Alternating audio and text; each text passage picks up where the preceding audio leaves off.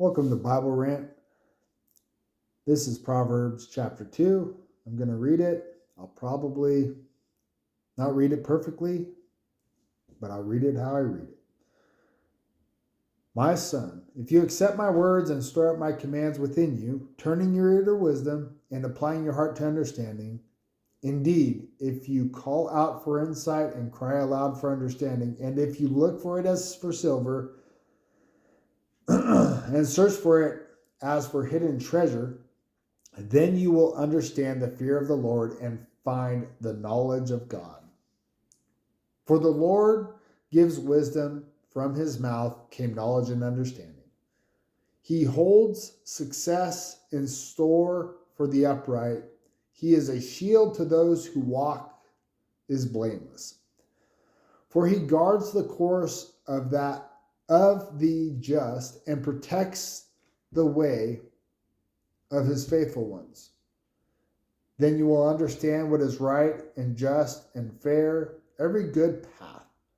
For wisdom will enter your heart, and knowledge will be pleasant to your soul. Discretion will protect you, and understanding will guard you. Wisdom will save you from the ways of wicked men, from men whose words are perverse, who have left the straight paths to walk in dark ways, who delight in doing wrong and rejoice in the perverseness of evil, whose paths are crooked and who are devious in their ways. Wisdom will save you also from the adulterous woman, from the wayward woman with her seductive words. Who has left the partner of her youth and ignored the covenant she made before God.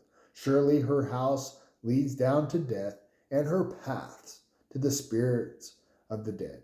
None who go there to her return or attain the paths of life. Thus you will walk in the ways of the good and keep the paths of the righteous. For the upright will live in the land, and the blameless will remain in it. But the wicked will be cut off from the land, and the unfaithful will be torn from it. Excuse me for messing up a couple of times there. But this is a very important proverb.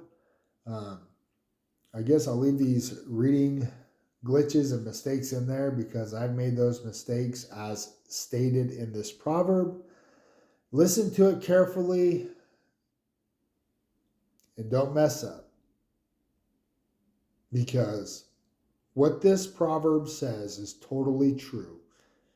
In my youth, before I was born again, I made these same mistakes. And when I read this, every time I think, darn it, if only I would have read this, I would have understood it. And I wouldn't have made those mistakes. It would have saved me a lot of trouble, a lot of time, a lot of headache.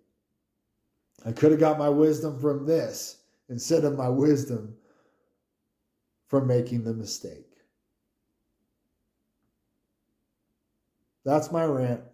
Thank you so much for listening, and may God bless you.